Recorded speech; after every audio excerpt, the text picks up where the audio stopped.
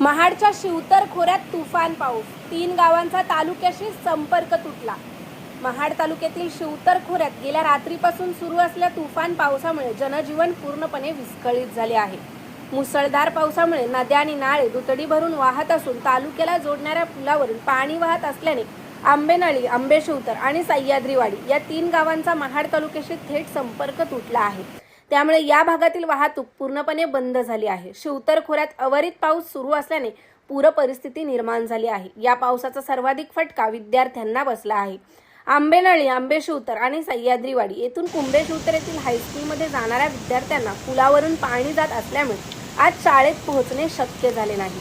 प्रशासनाकडून परिस्थितीवर बारकाईने लक्ष ठेवण्यात येत आहे आणि पाऊस असाच सुरू राहिल्यास आणखी गावांचा संपर्क तुटण्याची शक्यता वर्तवण्यात आली आहे. दरम्यान नागरिकांना नदीकाठच्या भागात न जाण्याचे तसेच सुरक्षित ठिकाणी राहण्याचे आवाहन करण्यात आले आहे. ब्युरो रिपोर्ट, तेज मराठी न्यूज, महाड, रायगड.